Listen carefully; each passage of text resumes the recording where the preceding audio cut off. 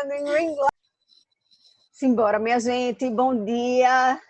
Bom dia. Dificuldades técnicas e operacionais superadas inicialmente. Vamos lá começar mais um conteúdo da gente de tutelas provisórias. Vamos dar continuidade ao assunto dessa matéria, que é bem cheia de detalhe. Na verdade, é uma matéria super importante, é uma matéria que tem uma aplicabilidade prática enorme, ao contrário de algumas matérias que têm uma aplicabilidade teórica muito grande. Essa matéria tem uma aplicabilidade prática real e significativa, tá? A gente tem com frequência nos processos pedidos de tutela provisória, isso é uma realidade. Seja as tutelas provisórias de urgência, que na verdade, se a gente notar direitinho, a gente pode até questionar o fato de que a gente vive tão acelerado hoje e tão hiperconectado que até a nossa noção de tempo no processo ela se tornou algo questionável, porque a gente não sabe mais esperar. A gente virou uma sociedade muito imediatista. A gente não sabe esperar nada. Nada. Minha experiência real e concreta é que a gente não sabe mais esperar quase nada. A gente não tem paciência para quase nada nessa vida. E eu acho que isso tem a ver com a modernidade. Isso tem a ver com o fluxo da vida que tornou a gente hiperconectado. Eu gosto de dar um exemplo nessa aula que é assim. Um exemplo de 3 gerações, né? Nem chegam a ser gerações completas, mas, enfim, são gerações até no sentido mais curto. Que em pouco tempo, como eu vivi uma situação e como hoje a gente vive. Então, meu avô era militar e foi designado para trabalhar no canal de Suez. Isso na década de 60, né? 59, 60. Minha avó ficou aqui em Recife, então, com uma filha de 1 ano e pouco, que era minha mãe, e grávida de outra filha. Como não tinha comunicação e as comunicações eram um trabalho da ONU, então as cartas que ele escrevia, a ONU pegava, a ONU mandava para a Embaixada Brasileira, que mandava para a Embaixada Brasileira no Brasil, que mandava para São Paulo, onde minha avó morava. Então, vejam, meu avô e minha avó, às vezes uma carta que eles se trocavam, levava 3 meses para chegar. Isso acaba levando a pessoa a ficar com uma noção de capacidade de espera muito grande. Porque você é educado e habituado a um padrão em que as coisas vão num ritmo mais lento, em que as coisas elas não vão tão aceleradas assim. Essa é a primeira ponderação que eu faço. É a primeira coisa que eu chamo a atenção. Então, isso leva a gente a um ritmo de vida menos acelerado do que o que a gente tem hoje. Segundo exemplo, em 1998, eu fui fazer intercâmbio, tá? Em 98, muitos de vocês estavam nascendo, né? Muitos de vocês aqui talvez nem tivessem nascido. Carol, tu nasceu em que ano? 96. Tu tinha 2 anos e eu estava indo fazer intercâmbio. Era o ano do meu 3º ano científico. E eu fui fazer intercâmbio. Em 98, Carol, a gente não tinha computador todo mundo em casa. A gente não tinha essa internet que a gente tem hoje e que a gente reclama, né? Reclama que tá difícil, reclama que cai, reclama que tá mal conectado, reclama, mas que permite, por exemplo, que numa pandemia, numa crise sanitária como a que a gente está vivendo, a gente consiga manter as aulas. Porque se me dissessem há 10 anos atrás, isso aqui, minha gente, que a gente está vivendo, eu não sei se vocês lembram um desenho, os Jetsons. Os Jetsons é um desenho da minha infância. Gosto. Na verdade, ele é anterior até à minha infância, eu acho. Mas ele é um desenho que falava do futuro, e de um futuro muito surreal, né? Era uma família que morava no espaço, em casas meio espaciais. Eles tinham carros que desmontavam. Esse eu queria que já tivesse conseguido implementar. Porque o carro virava uma maleta, o carro do pai do Jetson. Imagina não ter que estacionar. Aperta o negócio e vira uma maleta. Mas muita coisa do que a gente está vivendo hoje, os Jetsons viviam. Teleaula de ginástica, a mãe do Jetson tinha. telemedicina, né? O menino, quando adoecia, ele abria a boca para o médico ver no computador, num telão, na verdade, num telão gigante que tinha no meio da casa, né? Que poderia ser um computador, veja. Então, coisas que antes pareciam muito surreais, hoje são nossa rotina e permitem que a gente, apesar dessa crise sanitária, a gente tenha contato. Mas aí vejam só o que é que acontece. A gente, em 98, quando eu fiz intercâmbio, não tinha computador em todas as casas, tá? E a internet era caríssima e a internet era discada. Então, quando eu fui morar no início do ano de 98, ao longo do ano, meus pais até compraram um computador para dentro de casa, mas não tinha um computador em casa. Então, minha mãe, para se comunicar comigo, na casa da família que eu morava, lá, eu fiz intercâmbio na Alemanha, já tinha um computador na casa, que era um computador do pai. Mas ele me permitia acesso de noite para eu falar, mandar e-mail, falar com a minha família, enfim. Aí minha mãe, para poder mandar mensagem para mim, ela pegava um disquete, fazia um texto no Word, no trabalho dela. Só que no trabalho dela, ela também não tinha internet de qualidade para mandar um e-mail. Pegava esse disquete, minha gente, vocês quase não usaram mais disquete. Vocês usaram pendrive ou então vocês já colocaram tudo numa nuvem. Meus filhos não saberão o que é disquete.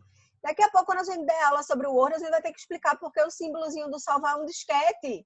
É porque a imagem de um disquete, ninguém mais vai lembrar disso. E aí, meu pai ia, então, no trabalho dele e mandava para mim por e-mail. Então, a coisa chegava sempre com um delay de pelo menos 2 dias, né?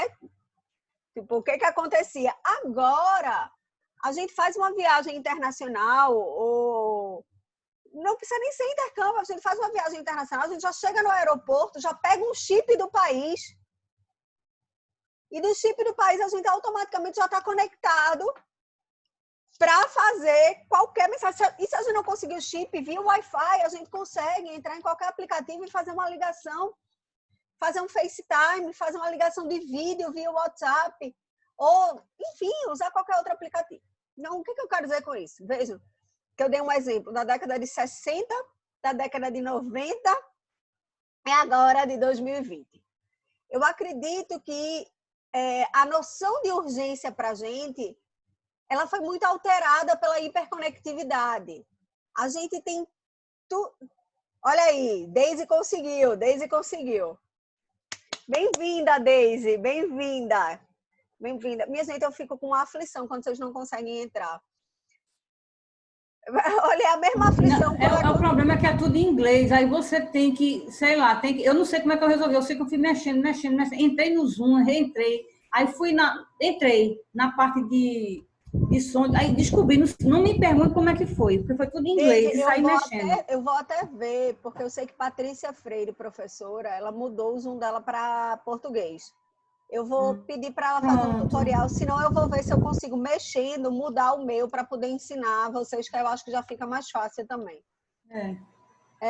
Vejam, eu fico angustiada com vocês com esse negócio, como a gente ficava em dia de chuva. Meu Deus, quem vai conseguir chegar? Meu Deus, alagou. Meu Deus, será que está todo mundo bem? Enfim. Mas vamos lá. Então, eu acho que isso levou a gente a uma quebra de paradigma de capacidade de espera. A gente vê urgência demais em tudo. Por exemplo, né? As coisas agora estão muito mais conectadas, os tribunais estavam trabalhando tudo, mas a própria validação de atos eletrônicos, ela depende de atos do juiz ainda. Vou mandar o link aqui, como faz para mudar para português, já achei. Olha aí, Carol, tecnológica já. Então, a gente vai, efetivamente, se adaptando aos novos tempos, se adaptando a tudo. E isso tem um lado muito bom, mas isso tem um lado que merece uma reflexão, que é o fato de que a gente também vai gerando uma expectativa e gerando uma inabilidade, eu acho que o termo é esse, de espera. Então, quando a gente fala de tutelas, de urgência, sobretudo, a gente tem que ter muito cuidado, porque eu sinto que a gente tem uma inabilidade de espera muito grande. Então, a gente começa a ver o risco do fator tempo em tudo. E não é assim. Tem advogado que bota pedido de tutela provisória de urgência para tudo no processo. E não é assim. A gente tem que ter um cuidado de perceber que tem coisas que realmente o tempo ele pode, sim, levar a uma perda do próprio direito, a uma perda da utilidade do processo. Vamos dar alguns exemplos, né? Se eu não tiver um mecanismo processual hábil a proteger o meu patrimônio de uma dilapidação patrimonial, vai adiantar discutir partilha de bens? Não. Vai, porque na hora que eu for partilhar, não vai ter mais nada a ser partilhado. Isso vai ter perdido o sentido. Tem como a gente poder esperar uma cirurgia que a gente precisa fazer para não morrer? Não. Então, se o processo ele não for hábil, se o processo ele não for rápido, se o processo ele não for capaz de comunicar todas essas necessidades, certo? Ele não tem uma razão de ser. Então, essa é uma análise importante que a gente tem que fazer para que a gente possa entender a matéria. A primeira coisa que a gente tem que lembrar é o tempo, ele é importante no processo e o direito processual ele tem que se preocupar com mecanismos efetivos. Eu vou compartilhar com vocês aqui a tela para mostrar a vocês aqui o seguinte, tá? Que a gente começou até essa análisezinha na aula passada. Vejam só. Eu tenho um gênero, agora vai ficando mais fácil porque a gente já está mais assemelhado com os termos, que é o gênero tutelas provisórias. Por que eu chamo essa tutela de provisória? Porque pela própria previsão do 296 e pela lógica do sistema processual, ela é uma decisão interlocutória que é dada com precariedade. Ela é uma decisão interlocutória, e é isso que o 296 diz, ela é precária. O que quer dizer ser precária, minha gente? Ela pode ser revista. Ela pode ser revista a qualquer momento, a qualquer tempo ou grau de jurisdição. O que quer dizer? O juiz deu, ele pode voltar atrás e modificar a sua decisão sem nenhum problema. Ou seja, existe uma plena possibilidade de revisibilidade pelo próprio magistrado que deu a decisão, certo? Essas tutelas provisórias, por uma questão de organização e de maior sistematicidade e até de similaridade entre elas, foram organizadas em 2 grupos, tá?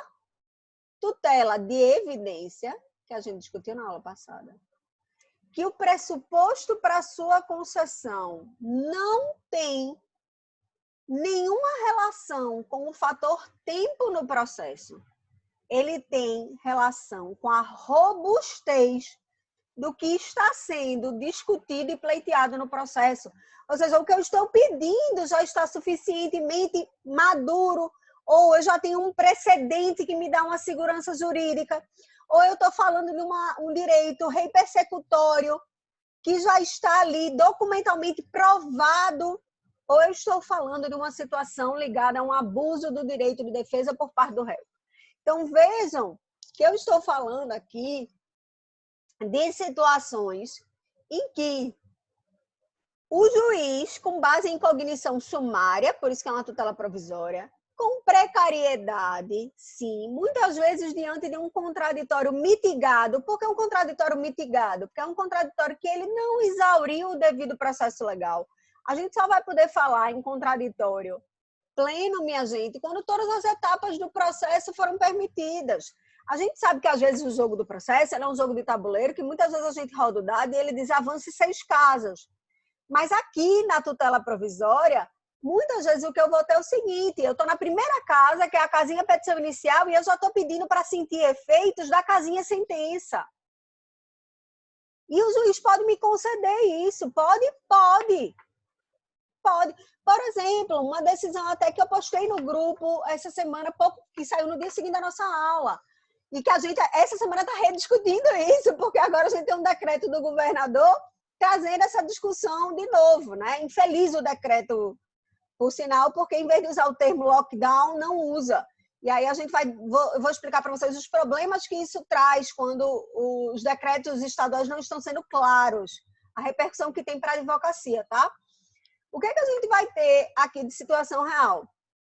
É que a gente tinha o Ministério Público de Pernambuco. Pernambuco é um dos grandes centros do país dessa crise sanitária, né? Grande, não no sentido positivo, porque a gente tende a achar que grande centro é uma coisa boa, nesse caso aqui é uma coisa muito ruim, mas a gente tem um epicentro no nosso estado de toda essa questão aí do Covid-19. Aí o Ministério Público de Pernambuco, numa ação civil pública, ou seja, meio processual adequado, tutela de interesse difuso, a gente não vai nem discutir isso, o meio processual estava certo, ele entrou pleiteando que fosse decretado lockdown no nosso estado, né? Ou seja, fossem agravados os atos de isolamento social com utilização maior do poder público para evitar a mobilidade social, ou seja, fosse ampliado o confinamento. É isso que lockdown está querendo dizer. A gente vai ampliar o confinamento, a gente vai restringir a mobilidade de pessoas para tentar segurar o vírus. Aí, ele pediu, presta atenção lá, eu vou até mudar aqui a cor para a gente poder visualizar. Nessa ação civil pública, o Ministério Público pediu uma tutela provisória de urgência de natureza antecipada. Por quê?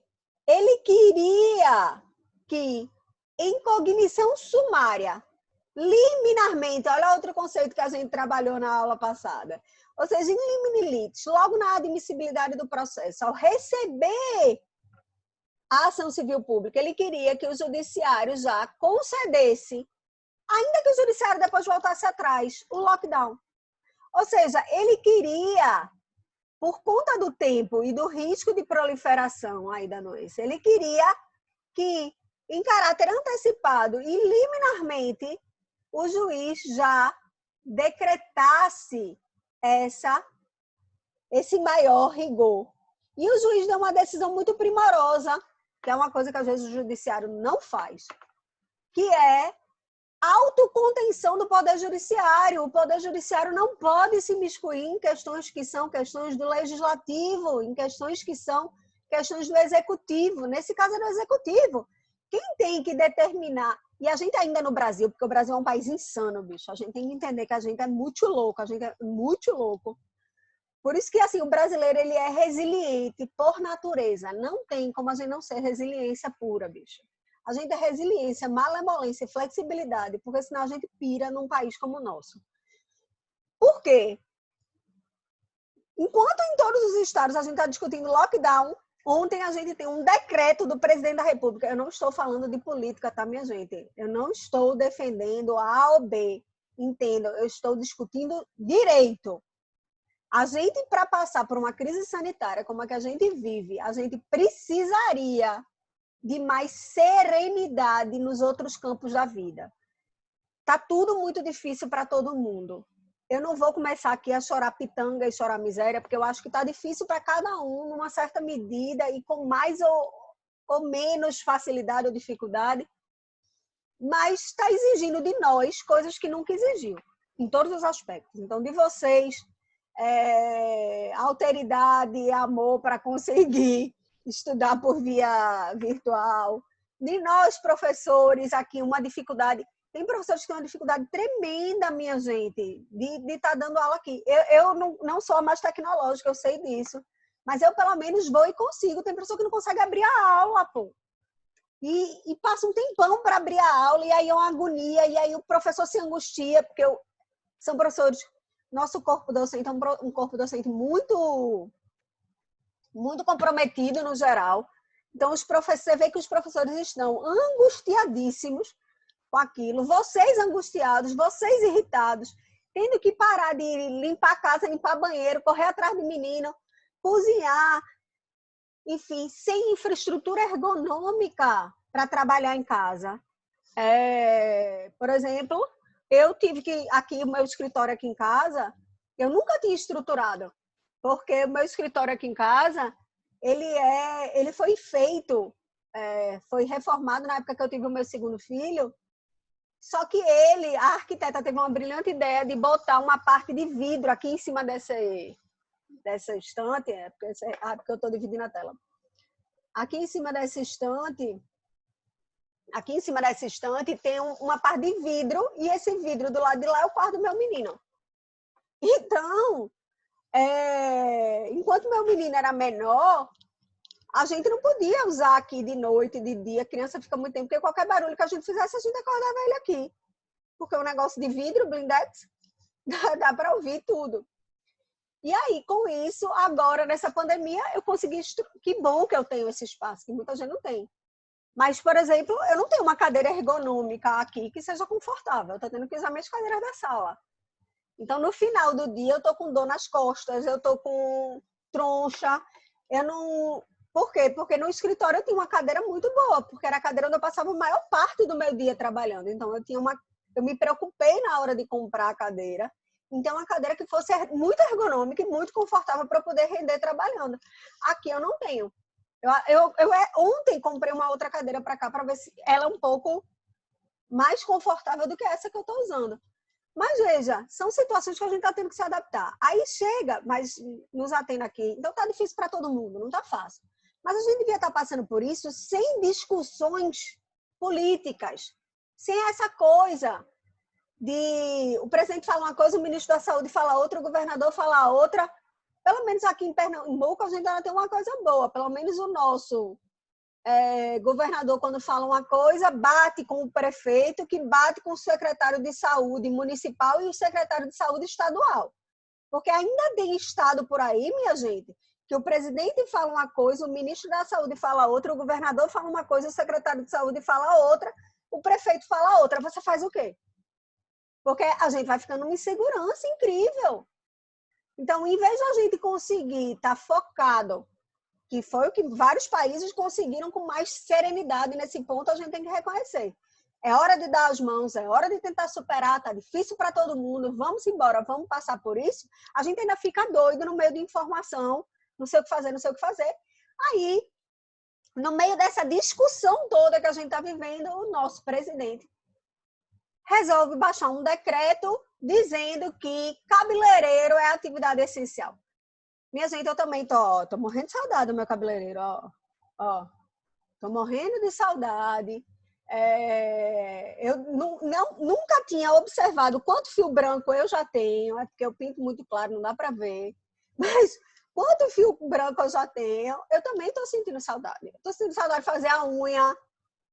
Eu tô sentindo saudade de um monte de coisa. Tô sentindo saudade de ir na academia, que era do lado aqui de casa. É do lado e tá trancada. Eu tô sentindo saudade, claro. Da academia tá não, né, Carol? Da academia não tá não. Eu tô, porque eu reconheço, é porque você tem menos de 30 anos. Eu reconheço já que na minha idade, ou eu faço academia ou eu engordo. Eu já engordei 3 quilos nessa quarentena. Claro que eu também tô comendo pior, né? Porque naturalmente eu tô mais ansiosa, então eu tô controlando um pouco menos a qualidade do que eu como, enfim. E correndo menos, porque meu dia a dia era muito corrido, enfim. Então, o que a gente vai ver? A gente vai ver que aí o Estado, o Ministério Público, tentando cumprir seu papel, é dever do Ministério Público. Na esfera civil, o Ministério Público ele tem um dever de proteção dos interesses difusos e coletivos. Isso é típico interesse aqui difuso, porque eu não tenho como dizer que é de uma coletividade, minha gente. Eu não posso dizer que proteger a pandemia é interesse apenas da coletividade de risco. Eu vi alguém tentando defender isso. Não dá para eu dizer que é idoso que eu estou tentando proteger. Eu estou tentando proteger a sociedade como um todo. Os idosos, eles são mais facilmente atingidos e mais frágeis a isso tudo, mais suscetíveis. Mas a gente teve morte de criança, a gente teve morte de jovem, a gente teve morte de pessoas de todas as faixas etárias. Ela é uma doença, sim, que quando atinge idoso, ela é ainda mais letal, mas aí é um aumento da taxa de letalidade. Isso é um tipo de interesse difuso aqui, porque a gente não sabe nem direito a velocidade com que a coisa se transmite. Eu estou com uma avó de uma amiga minha de infância internada, que estava em quarentena, e sabe como, e assim, trancada em casa mesmo. E sabe o que acham que aconteceu para ela se contaminar? Foi assim, simplesmente um dia, um dos netos dela pegou a babá de um sobrinho e a moça que ajuda na casa dela, no terminal de ônibus, e de máscara, com todo cuidado, não sei o que, deixou uma numa casa e uma na outra. Essa babá depois começou a apresentar sintomas. Então, você acredita que a babá passou para a cuidadora dela, a cuidadora dela levou para casa sem saber, ainda assintomática, contaminou ela está internada, 92 anos. Então, uma pessoa que estava tomando todo cuidado. Então, enfim, a gente tem que ter esse cuidado, e aí o Ministério Público foi lá e defendendo o interesse difuso, entrou com isso.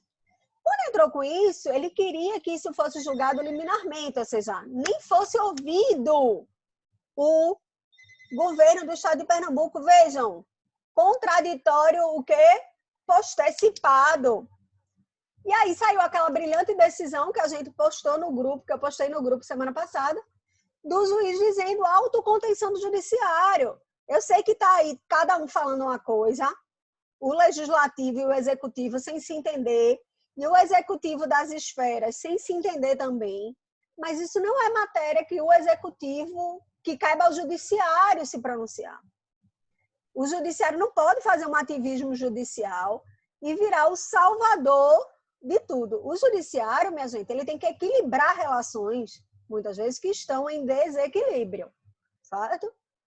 Que estão em desequilíbrio. Então, ele não pode ser o salvador de todos os problemas, porque não existe solução tabajara na vida, então não vai existir solução tabajara na relação entre os poderes.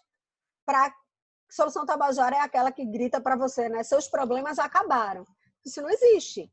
Então, a gente vai ter que ter aí esse cuidado. Mas ali a gente teve, então, uma típica, prestem atenção nisso, ó, a gente teve ali, então, um pedido de uma típica tutela provisória de urgência antecipada, que se queria ter sido dada liminarmente e que foi indeferida.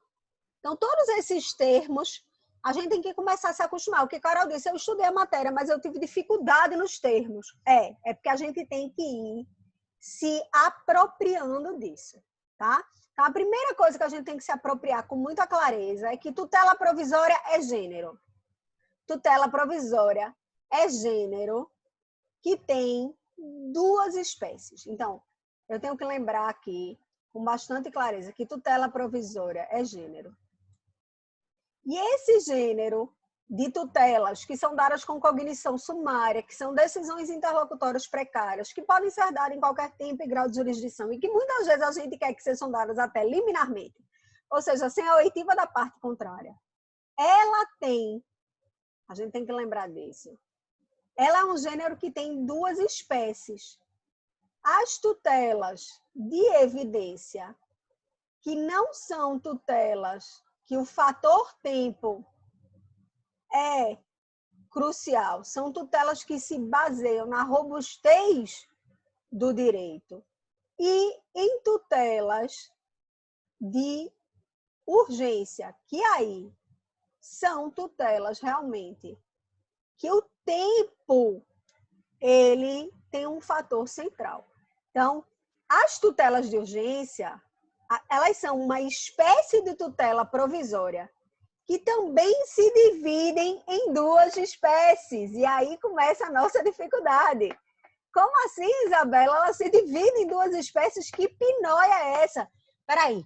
Então, mapa mental. Ai, Jesus do céu. Mapa mental aqui ajuda muito. Eu vou tentar abrir aqui para vocês. Eu vou fechar esse e abrir aqui para vocês um mapa branco para a gente fazer junto aqui, porque facilita realmente. Vamos lá. Eu tenho que lembrar o seguinte, certo? Eu tenho tutela provisória. Essa tutela provisória aqui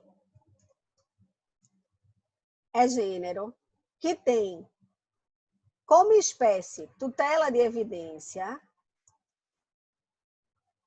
Como o nome já sugere, a gente aqui tem que ter paciência para ler as filas que o nome dá para a gente, ou seja, o que o nome está induzindo a gente a raciocinar.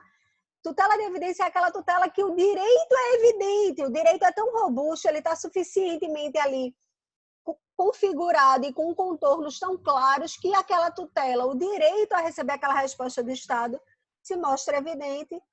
E, além da tutela de evidência, eu vou ter as tutelas de urgência.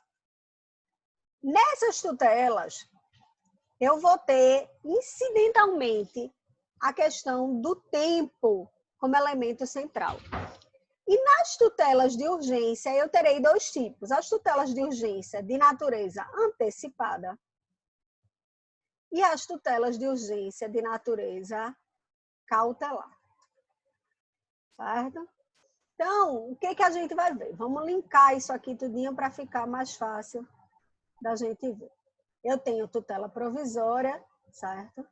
Tutela provisória pode ser... Não, peraí, vamos botar de outra cor para ficar mais fácil vocês visualizarem, né?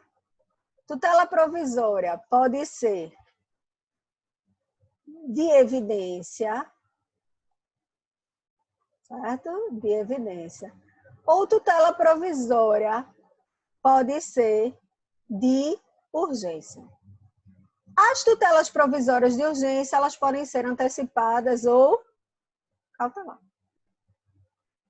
Certo? Todo mundo conseguiu acompanhar até aí? Tá tranquilo até aí? Tá mais fácil, Carol, agora de digerir? Então, o que a gente vai vendo? É que eu tenho uma grande espécie, eu tenho um grande gênero, que é o gênero tutela provisória, que é para eles, minha gente, que o código começa falando. O código começa lá no 294, delineando exatamente o que são tutelas provisórias. O que ele está falando ali sobre precariedade, sobre ser decisão interlocutória, sobre ser decisão com cognição sumária, sobre a possibilidade de concessão liminar, ele está ali falando e explicando para a gente sobre a questão se tem custo ou não tem custo, qual é a competência. Ele está falando para a gente e caracterizando com cuidado para a gente o que é tutela provisória, certo? Então, num primeiro momento, o legislador ele se preocupa em definir para a gente isso aqui. O que é tutela provisória? O que é? Quando ele definiu para a gente, e aí ele vai fazer isso, deixa eu abrir aqui meu código só. Ai, que saudade de abrir o código físico, porque eu dando aula aqui só estava abrindo o código, o código online aqui. Né?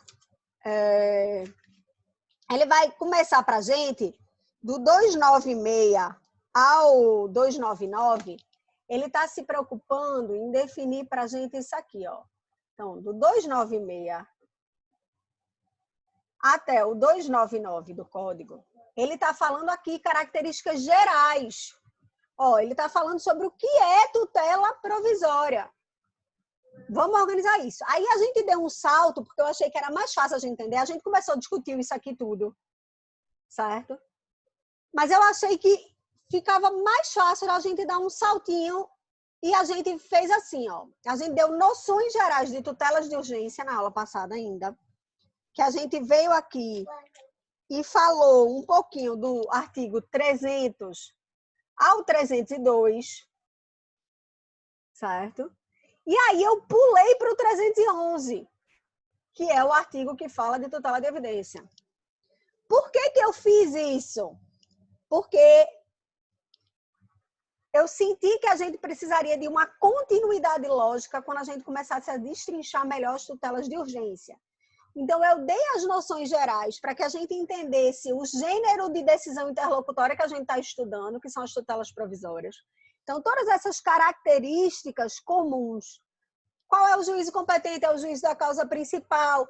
Elas não têm, em geral, cobrança de custo. Na verdade, se ela for antecedente, é que a gente vai ter que antecipar o pagamento das custas. Então, não é o fato de que eu tenho que pagar por ela, é o fato de que se eu ainda não paguei nada e o processo não é gratuito, eu vou ter que antecipar as custas do meu processo principal, a verdade é essa. A acessoriedade, a precariedade, veja, isso tudo são características que permeiam e distinguem as tutelas provisórias, tá? E a gente viu que, então, as tutelas provisórias, elas têm duas espécies dentro desse gênero, que é a tutela de evidência e as tutelas de urgência. Aí, minha gente, preste atenção, que a gente vai ver que é o seguinte, o legislador, só para a gente ter isso aqui organizadinho, ele aqui no 303 e 304, ele detalhou essas, e no 305 ao 310, ele detalhou essas, certo? Então, se a gente notar a estrutura topográfica do código, ele já foi fazendo um destrinchamento separado disso aqui. Ele começou detalhando e explicando para a gente o que é tutela provisória aqui, ele começou tratando do gênero. Ele veio e começou a tratar das tutelas de urgência.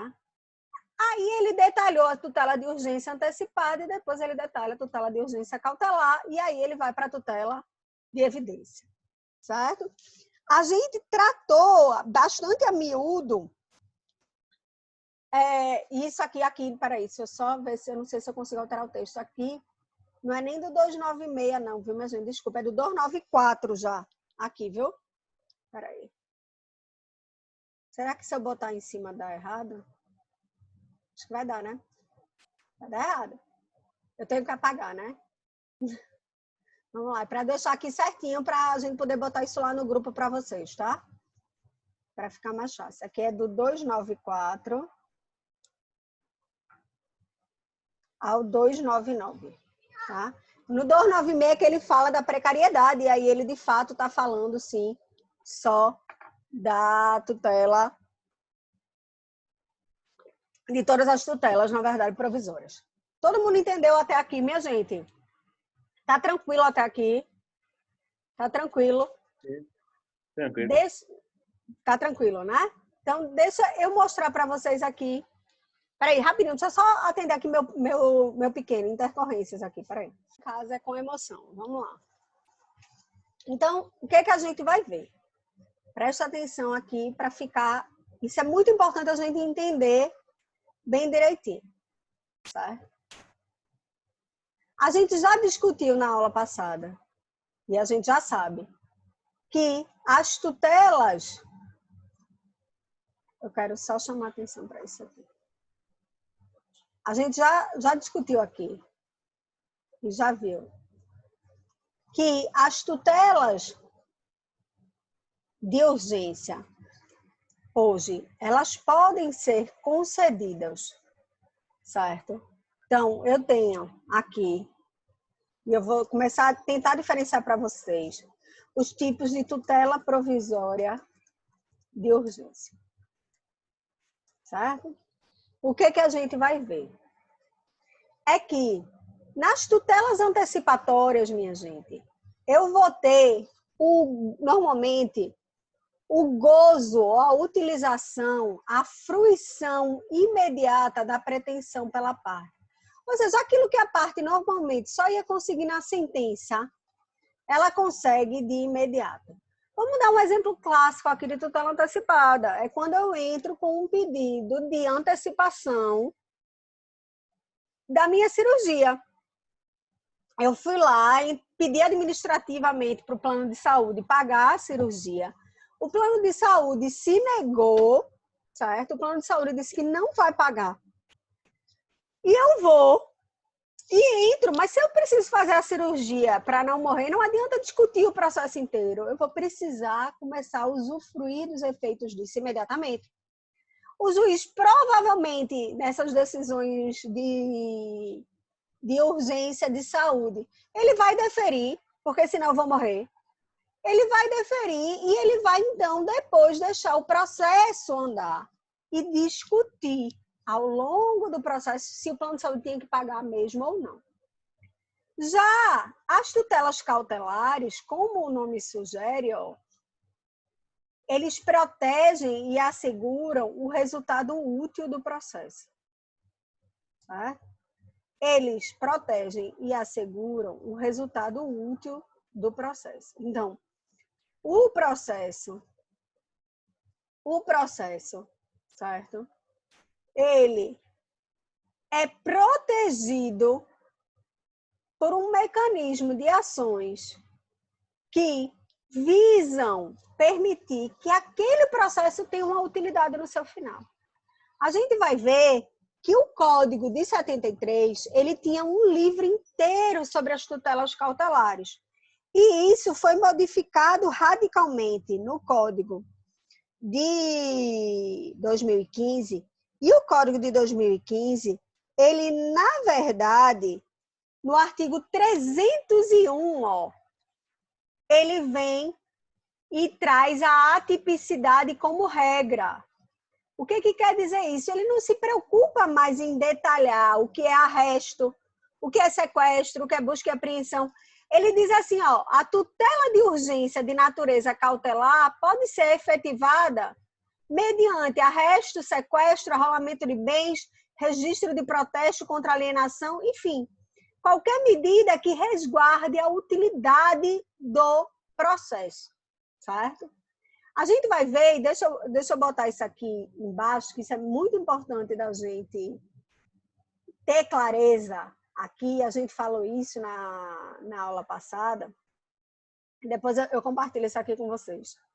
É que as regras trazidas pelo legislador, certo?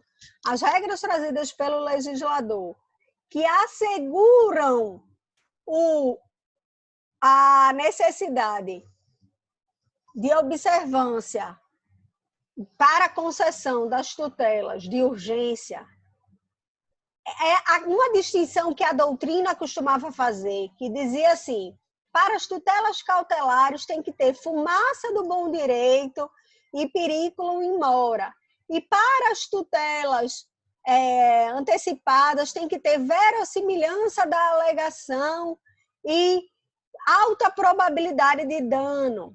A gente vai ver que o código agora, ele se preocupou e ele fez a seguinte, a gente até falou isso na aula passada, mas como era muita informação, era nosso primeiro contato com a matéria, a gente pode ter deixado passar batido e aí a gente precisa voltar nisso para a gente sedimentar melhor essa matéria. Isso é muito importante, tá? A gente tem que sedimentar bem essa matéria aqui para a gente não ficar com um gap de entendimento, tá? Então, o que vai acontecer? A gente vai ver que o legislador, ele diz o seguinte, esses elementos aqui, que são exigidos para a concessão das tutelas de urgência, ou seja, o artigo 300, ele vai dizer assim, ó, a tutela de urgência será concedida quando houver probabilidade do direito,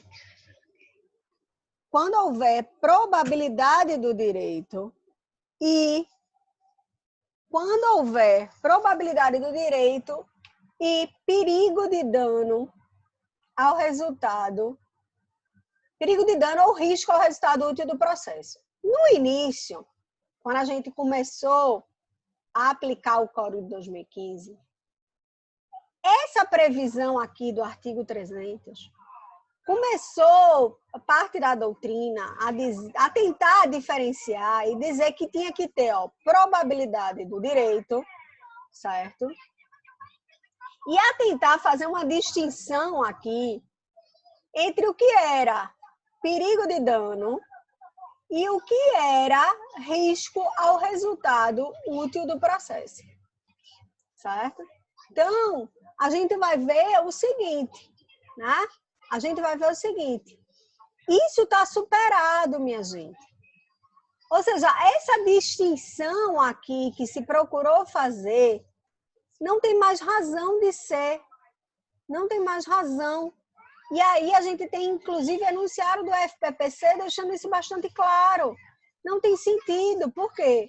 Seja porque eu tenho probabilidade, eu tenho que ter sempre probabilidade do direito, que é a antiga fumaça do bom direito, olha aí, a fumaça do bom direito, ou na redação do 273, a verossimilhança das alegações, certo? E eu tenho que ter aqui o perigo in mora, que é o perigo de dano ou risco ao resultado útil do processo. Eu não preciso tentar distinguir. Para tutela antecipada, eu tenho que ter perigo de dano. E para tutela cautelar, risco ao resultado do processo. Não. A gente não sedimentou e a gente não está mais maduro na ideia de que isso aqui, tudo, é espécie do mesmo gênero, gênero tutela de urgência. Não é isso que a gente sedimentou? A gente não aprendeu isso? Que eu tenho um gênero, né? Eu tenho um gênero aqui, que é o gênero tutela provisória de urgência. Tá tranquilo? Minha gente? Oi, tá, sim. Assim, Helder, Carol? tranquilo. Tá tranquilo, né? Pronto. Então, o que a gente vai ver? Essa tutela provisória de urgência aqui, certo? Ela se subdivide em tutela cautelar e antecipada, certo? E o que a gente vai ver é que essas espécies de tutela provisória de urgência, elas, ora, têm características que são próprias de cada uma das espécies, ora, elas têm características do gênero, porque elas são espécies do mesmo gênero, que é o gênero tutela provisória de urgência. Então, a primeira distinção que a gente vai ver é que nas tutelas antecipadas, a gente antecipa provisoriamente aqui o direito da parte, permitindo a fruição imediata, enquanto nas cautelares eu vou assegurar o resultado útil do processo. Mas o pressuposto legal para a concessão de ambas e o cuidado que eu tenho que ter na minha peça quando eu peço uma delas é de mostrar que os pré-requisitos, ou seja, esses pré-requisitos aqui, para a concessão de tutela provisória de urgência, eles são comuns às duas espécies. Então, esteja eu pedindo tutela cautelar, esteja eu pedindo tutela antecipada, eu vou ter que me preocupar a demonstração da existência disso aqui. Existe a probabilidade do direito e existe perigo de dano ou risco ao resultado útil do processo. Tá tranquilo, minha gente? Então, Isabela, oi. eu não conseguia entender a questão do risco. Como é que num determinado processo, no andamento de um processo, o advogado verifica que vai ter um risco, um dano? Às vezes eu já sei antes mesmo de começar o processo, Daisy. Vou te dar aqui um exemplo bem fácil da gente visualizar isso, né? Se eu estou tendo, por exemplo, aqui, uma criança em situação de vulnerabilidade familiar, tá? Ficar com esta criança dentro desta casa é um risco a qualquer medida que eu tente tomar no futuro. Não vai adiantar eu destituir pátrio poder, não vai adiantar eu discutir se a guarda fica com a avó, não vai adiantar discutir se a guarda fica com a mãe, se fica com o pai, quem cuida melhor. Se a criança comprovadamente em vulnerabilidade, ela ficar ali dentro daquela casa.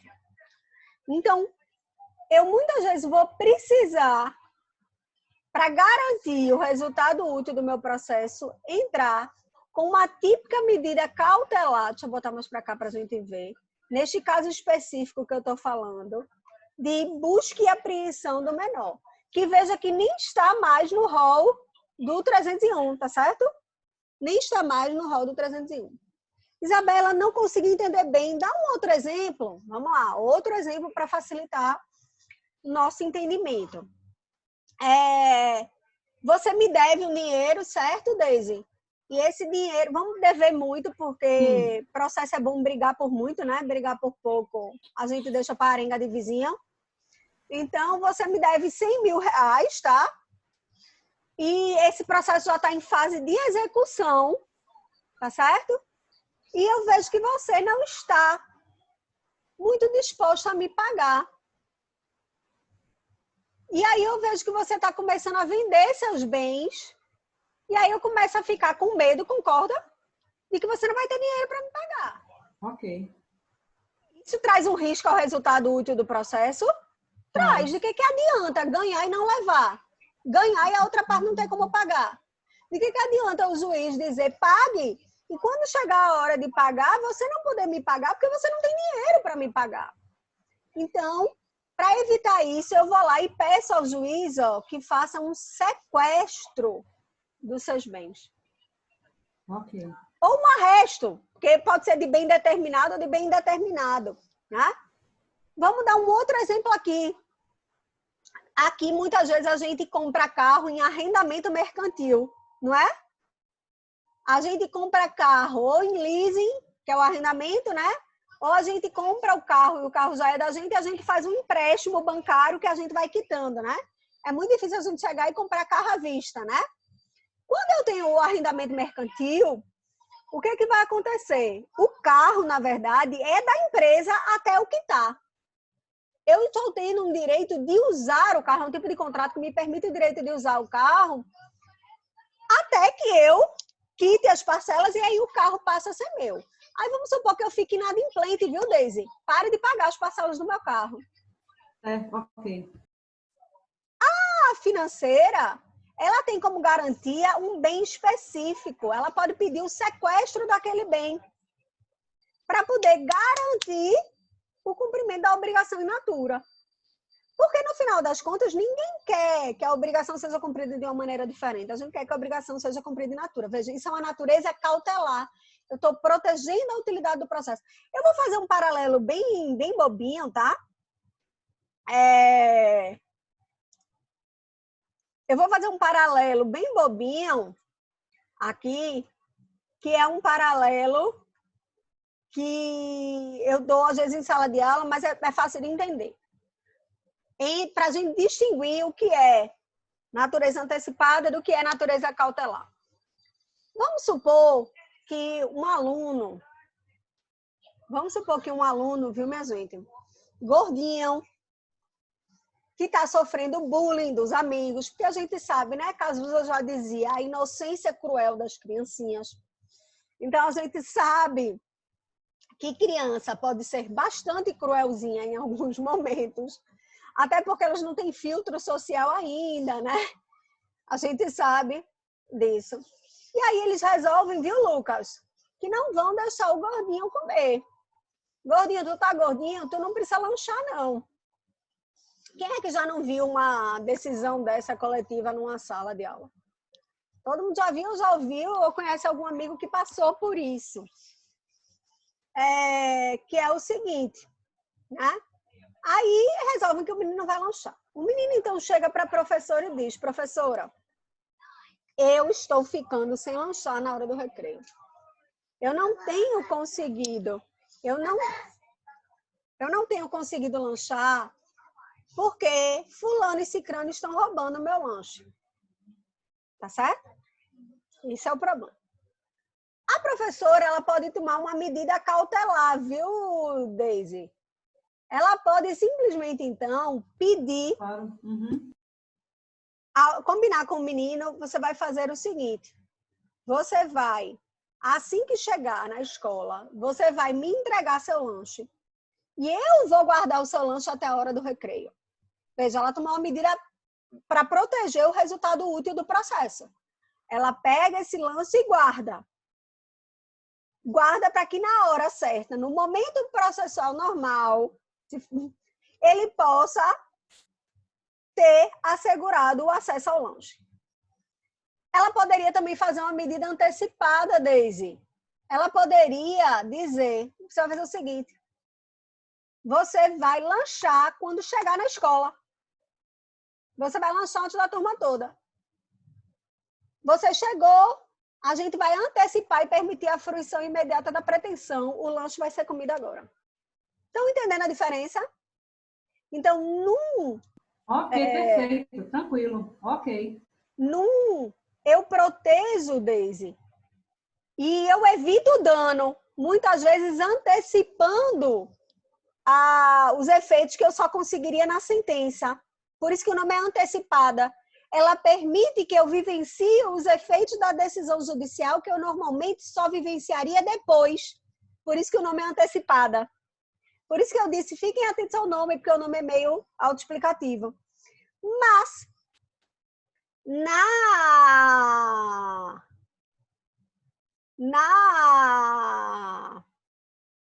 tutela cautelar, eu vou proteger a utilidade do meu processo, certo? Então, a gente vai ver que esses pré-requisitos, eles são pré-requisitos comuns, mas eu tomo medidas um pouquinho diferentes. Isabela, e se eu errar, chamar de cautelar o que é antecipado, o juiz vai indeferir? Não, minha gente, elas são fungíveis. Elas são espécies do mesmo gênero. Na verdade, eu até faço parte de uma corrente que defende mais, viu?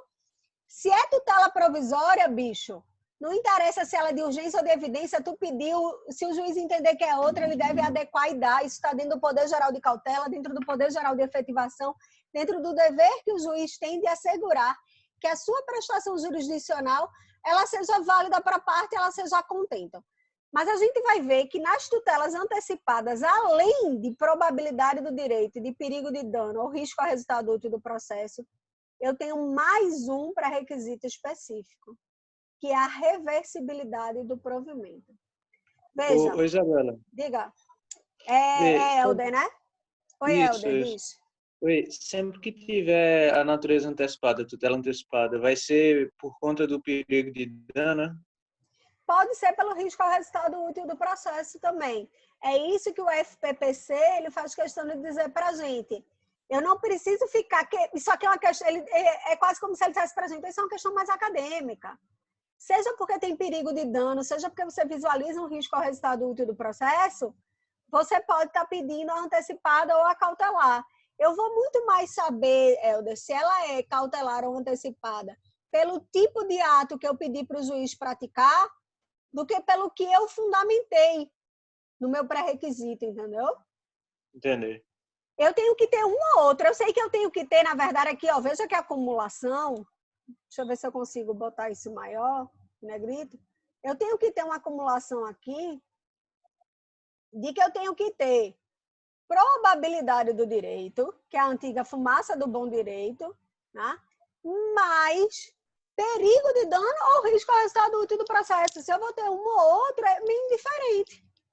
Eu não preciso perder tempo. Inclusive, deixa eu ver aqui qual é o número do enunciado. Eu acredito que eu botei no PowerPoint na aula passada, que a gente estava discutindo isso. É o enunciado 28, que primeiro ele já diz assim para a gente, ó. Ele já esclarece aqui para a gente uma coisa que às vezes fica meio confusa, que é de deixar claro de que eu tenho na antecipada uma técnica de julgamento. Eu tenho na antecipada uma forma de permitir que eu usufrua antes do tempo normal, o que eu estou querendo, a minha pretensão, certo? Então, eu vou ver, na verdade, que a redação... Eu vou compartilhar com vocês essa tela aqui, ó, porque isso está no material até que eu já compartilhei com vocês. Ó. Vocês estão conseguindo ver bem, não, né? Fechar. Estão conseguindo ver? Conseguimos, mas tenta colocar a tela cheia. Pronto. Isso, melhor. Melhor, pronto. Ó, aqui, ó. Enunciado 143, ó. Ó como ficou mais clarinho aqui. Eu, para ter tutela de urgência, eu vou ter que ter a probabilidade do direito e vou ter que ter ou perigo de dano ou risco ao resultado útil do processo. Ó, o enunciado 143 do FPPC, que interessante, ó. A redação do artigo 300 superou a distinção entre os requisitos da concessão da tutela cautelar para a tutela satisfativa de urgência, erigindo a probabilidade e o perigo da demora a requisitos comuns para a prestação de ambas as tutelas de forma antecipada. Ou seja, o que ele está querendo dizer aqui?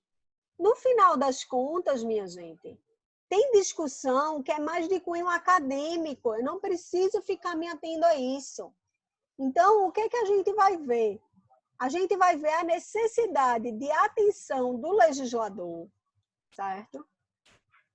Mas a gente não pode ficar fazendo e discutindo o sexo dos anjos. Tem coisa, querendo fazer ciência em tudo, né? Então, a gente muitas vezes vai ter aqui, sim, a superação disso. Agora, o que eu tenho que entender? Quando eu tenho tutela de natureza antecipada, eu vou ter, para além desses requisitos, preste atenção que isso é muito importante, para além desses requisitos, eu vou ter a necessidade de reversibilidade do provimento. Eu vou dar um exemplo concreto a vocês em que se tornou irreversível e que aí era um cuidado que tinha que ter para ser concedida. Isso é muito comum, às vezes, quando se autoriza demolição ou se autoriza início de obra, tá? O risco de ser irreversível. A gente tinha aqui em Boa Viagem, eu não sei se vocês lembram, um prédio que era um prédio todo de azulejo português, era aqui pertinho do Arcádia de Boa Viagem, já quase no Pina, ali perto do Entre Amigos Praia, que se chamava Edifício Caiçara. O Edifício Caiçara, ele era um apartamento pequenininho, um prédiozinho pequenininho de 4 apartamentos, né, de um andar só, que ele tinha uma arquitetura portuguesa muito específica. Ele era por fora todo de azulejo, ele dentro. Então, ele simbolizava, na verdade, todo um momento histórico que a cidade de Recife viveu e da nossa influência portuguesa, enfim. E aí, o que aconteceu? Ele foi comprado por uma construtora, o terreno que tinha um prédio, e o IPHAN, ele tinha isso, ele estava em processo de tombamento do Caiçara, tá? Nunca tinha se preocupado em tombar o Caiçara, pessoas moravam lá, eu tinha até uma colega de colégio que morava lá, então eu cheguei a ir lá algumas vezes, e não foi tombado, mas estava em processo de tombamento. A construtora que comprou, ela então fez um projeto arquitetônico que não aproveitava o Caiçara. Para ela poder otimizar e construir um prédio até mais alto, com mais apartamentos e apartamentos maiores, num perfil mais adequado dos compradores da Avenida Boa Viagem, ela queria demolir o Caiçara. E ela entrou com um pedido judicial, ela entrou com um pedido junto à prefeitura não aprovou a obra apresentada, alegando exatamente que o IPHAN só estava em processo de tombamento daquele imóvel, então não poderia autorizar que fosse derrubado. E ela entrou judicialmente pedindo que o juiz concedesse uma tutela de urgência antecipada para autorizar o prosseguimento da obra. Tranquilo? Aí ela alegou, é provável o direito, né? Eu sou proprietário, probabilidade do direito. Isso na petição, minha gente, tem que vir bem destrinchadinho. Tu vai pedir tutela antecipada, tu tem que abrir os pré-requisitos mesmo e começar a discutir, abrir um tópico da probabilidade do direito. Meu direito é provável por isso, isso e isso, eu sou o legítimo proprietário, está aqui o contrato de compra e venda, está aqui a expectativa, está aqui a aprovação. Às vezes, eles já tinham começado até a vender o apartamento que ia ser construído lá, e aí eles começaram, então, a dizer o quê? Que haveria perigo de dano. Que se eles não começassem logo essa obra, eles não iam conseguir cumprir o prazo de entrega junto aos consumidores, os compradores finais. E quando a construtora não cumpre o prazo de entrega junto aos consumidores finais, o que vai acontecer? Ela vai ter que pagar multa. E aí ela não queria ter que pagar multa, né? Então, para evitar que ela tivesse que pagar multa, para evitar toda essa dor de cabeça, ela entrou na justiça e fundamentou aí na existência dos pré-requisitos do artigo 300. Até aí, tudo bem, esses pré-requisitos de fato existiam. Só que não havia o outro pré-requisito que é necessário para a concessão de tutela antecipada, que é a reversibilidade do provimento. Então, prestem atenção. Deixa eu voltar aqui para essa tela, para vocês verem. Prestem atenção. Que essa regra aqui, que vale para todas as tutelas de urgência, sejam de natureza cautelar, sejam de natureza antecipada, quando eu estiver falando de tutela, quando eu estiver falando de tutela antecipada, ou seja, quando o assunto não for tutela cautelar, eu tenho mais um pré-requisito específico, que é a reversibilidade do provimento. Então, além de eu ter que demonstrar esses dois pré-requisitos, eu, quando estiver tratando de tutela antecipada, eu vou ter que demonstrar mais um pré-requisito específico, que é a reversibilidade do provimento, certo? Então, vejam, tá claro isso aqui, minha gente? Então, além de eu demonstrar os pré-requisitos típicos de todas as tutelas de urgência, que é a probabilidade do direito e o perigo da demora, seja, Helder, como a gente já viu, o perigo da demora no seu formato perigo de dano, seja o perigo da demora no formato risco ao resultado útil do processo. Se eu estiver diante de uma tutela antecipada, eu vou ter mais um pré-requisito específico, que é a reversibilidade do provimento. Então, eu vou ter que demonstrar que o meu provimento é reversível. Certo? E aí, quando isso não acontece, não é negligenciado, então, retomando o caso do Caiçara, o que é que aconteceu? Haviam até a probabilidade do direito, havia o perigo de dano, mas não havia a reversibilidade do provimento, e o juiz concedeu a tutela antecipada. E, no mesmo dia, a construtora começou a demolir o Caiçara. O que o IPHAN fez, o que o Ministério Público fez imediatamente? Entrou no Tribunal de Justiça de Pernambuco com um agravo de instrumento, alegando exatamente que não havia irreversibilidade daquela medida para que ela pudesse ser concedida. E aí foi cassada a tutela antecipada concedida no primeiro grau, foi cassada pelo Tribunal de Justiça de Pernambuco. Todo mundo entendeu essa explicação? É muito importante a gente estar entendendo do que a gente está falando. Pessoal? Deise, Carol, Rita. Entendi. Quer dizer, por conta desse detalhe, a construtora perdeu. Porque, né? Ah, não, mas aí veja como era, Deise. Só que a construtora, veja as ironias da vida, a construtora já tinha dado 2 boladas daquela bola de metal. Parecia esse meu colar aqui, aquela bola, né? Eu sei qual é, de demolição. De demolição. E aí, com isso, já tinha caído uma parte do prédio e o prédio começou a ficar infestado de ratos e baratas, porque ele já não era mais um prédio fechado normal, fácil de fazer uma detetização, ele estava cheio de entulho de obra. E aí e aí ficou provado que a estrutura do prédio ficou comprometida. Como começou a demolição, a estrutura ficou comprometida e acabou se autorizando a derrubada do prédio porque foi mal concedida a tutela antecipada.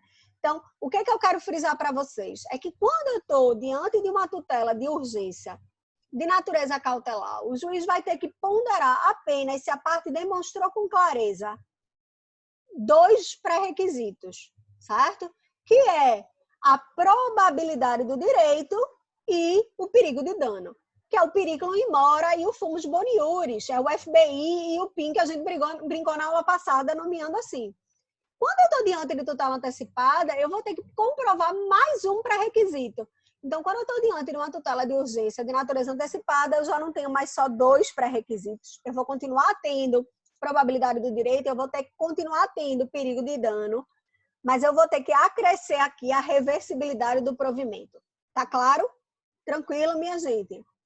E aí, voltando aqui para o que a gente já começou a discutir anteriormente, o que é que eu vou ver e o que é que eu sei? O que o legislador me deu aqui mais de elemento e acrescentando informações que a gente teve na aula passada? A gente sabe que as tutelas de urgência, elas podem ser incidentais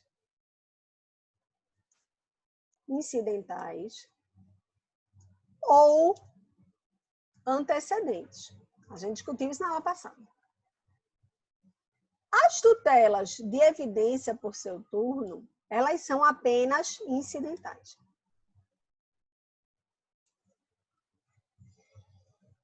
A gente sabe, certo, que como técnica de concessão, as tutelas provisórias, em regra, podem ser concedidas, admitem concessão liminar. Né? A gente vai ter uma restrição aqui para as tutelas de evidência, que as tutelas de evidência, não é essa cor que eu quero, não.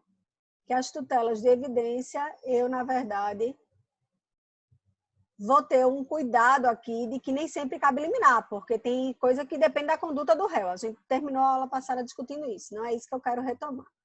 O que eu quero que a gente comece a ver aqui? É que o legislador, infelizmente, a gente sempre diz, o legislador acerta, o legislador erra, o legislador, enfim.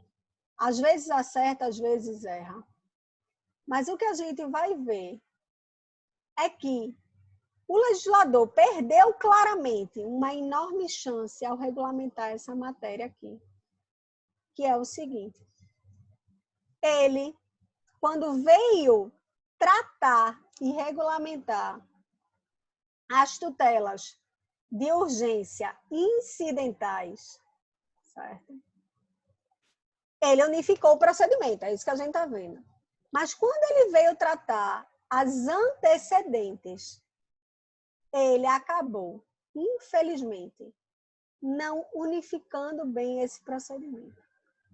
E aí, ele trouxe um procedimento para quando ela é antecipada e um procedimento para quando ela é cautelar.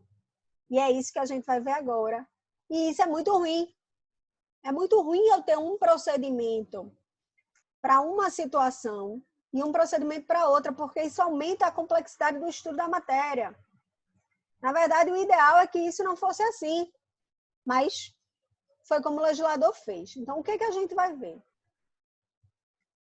É que essas tutelas de urgência aqui, quando elas vão ser concedidas, e a gente discutiu isso na aula passada, e aí a gente aqui já está frisando de novo o que a gente falou, de que ela tem um pré-requisito específico, que é a reversibilidade do provimento. A gente vai ver que o legislador, ela trouxe aqui um regramento e um funcionamento específico para quando ela é concedida aqui em caráter antecedente. Então, quando eu tenho ela antecedente, eu vou ter um ônus de provar na minha petiçãozinha específica dela, apontar que estão presentes os pré-requisitos. Quais os pré-requisitos, minha gente? Do artigo 300. Então, probabilidade do direito e perigo de dano. Esse é o foco na minha petição, é isso que eu vou ter que desenvolver. Já que se trata de tutela antecipada, eu vou ter que provar claramente a reversibilidade do provimento. E no que concerne ao pedido final, basta eu apresentar qual é o pedido de tutela final que eu vou entrar. Eu não preciso destrinchar e desenvolver ele de imediato aqui. Eu vou ter que simplesmente sinalizar qual é a ação que eu vou entrar. Eu vou dar um exemplo mais claro aqui para vocês. De um pedido de tutela de urgência antecipada antecedente, que às vezes eu entro porque eu não tenho todos os documentos e não tenho ainda toda a infraestrutura para entrar com a tutela, com o processo total, com o processo principal como um todo. Então, eu entro com esse aqui antecedente. Vamos supor, a gente falou aqui de criança em condição de vulnerabilidade. Vamos supor que eu tenho uma criança em situação de vulnerabilidade. E essa criança, a avó resolve, então, pedir a guarda provisória dessa criança. certo? Só que a avó, como a avó que é, ela não tem ainda elementos que provem a contento que a criança está sofrendo maus tratos, ela não tem acesso automaticamente a registro escolar, ela não tem muitas vezes nem a certidão de nascimento da criança, concordam? Então, como é que ela vai instruir o processo final? E ela tem uma urgência enorme, porque ela fica sabendo que a criança está em situação ali de vulnerabilidade. Ela vai entrar com os elementos que ela tem e só depois vai dizer, olha, e eu quero na guarda, e eu vou pedir a guarda definitiva, eu vou entrar com esse processo de guarda definitiva, eu vou pedir a destituição do pátrio poder, mas de imediato me dê a guarda provisória. E ela vai ter que instruir o processo com menos documentos. Ela vai ter só que demonstrar que existe de fato o quê? Probabilidade do direito e perigo de dano. Vamos pensar, é provável que uma avó ela tenha interesse em cuidar do bem-estar de um neto? Sim ou não? Sim. É provável que o ordenamento jurídico resguarde e reconheça esse direito. A gente sabe que a prioridade é a criança estar com pai e mãe. A gente sabe que isso é importante para o desenvolvimento infantil. Mas a gente sabe também que muitas vezes pai e mãe não cuidam bem da criança, né? É. E aí a gente pode ter a necessidade desse exercício de parentalidade passar para os avós. Sair aí da esfera dos pais. É possível? É possível. É possível. E aí, então, o ordenamento vai e diz para a gente, presta atenção. Se eu entro com a tutela antecipada antecedente, o juiz, no despacho inaugural, ele pode conceder ou negar, concordam? Ele pode conceder ou negar. Claro. Ele vai olhar se estão os pré-requisitos, se tiver, ele concede a medida. Ele concede a medida e presta atenção. A gente vai abrir prazo de 15 dias ou mais, é o juiz que vai determinar, vai depender do grau de documentos que tem que ser entregues e do que o juiz entenda razoável no caso concreto. E a parte vai aditar a petição inicial, ou seja, emendar, completar a petição inicial para lastrear o processo principal. Ou seja, ela entrou aqui e apresentou só o pedido de guarda provisória. O juiz concedeu a guarda provisória e nessa decisão que ele concede a guarda provisória, ele vai abrir prazo de 15 dias para que a parte complete a petição inicial do processo, ou seja, traga todos os elementos para que ele possa conceder ou não a guarda definitiva. Porque como é uma decisão com base em cognição precária, como é uma decisão que se for concedida aqui sem ouvir a outra parte, foi concedida até liminarmente, contraditório postecipado, ele vai ter que abrir prazo aqui necessariamente para instruir, organizar o processo, formar sua cognição exauriente e poder sentenciar. Certo? Tranquilo? Todo mundo está entendendo? Se o juiz negar, também não quer dizer que o processo é extinto, não. Aí a coisa é ruim. Ele abre o prazo de 5 dias para a parte emendar. Digam. Isabela, em relação ao assunto anterior, o que eu entendi o teu exemplo lá, mas do prédio que ia tombar e tal, mas o que seria assim o conceito de reversibilidade do provimento?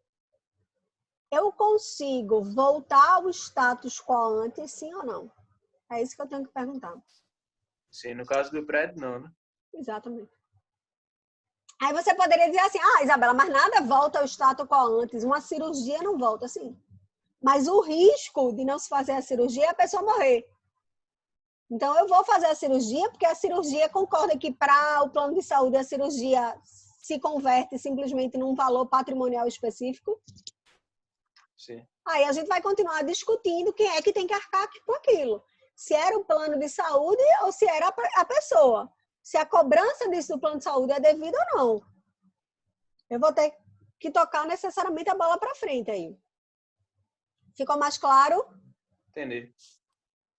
Ficou. Tranquilo? Então, eu posso ter ela em caráter antecipado aí, antecedente.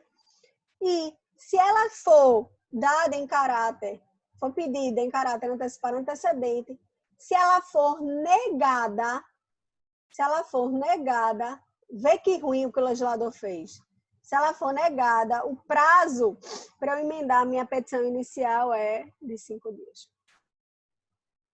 É de 5 dias. E se ela for concedida, ou seja, eu já estou aí vivendo os efeitos dessa decisão, o prazo para aditamento é 15 dias ou mais. Isso está onde, minha gente? Presta atenção que a gente está falando aqui do artigo 303. Certo? Então, artigo 303. Vou salvar isso para poder compartilhar com vocês.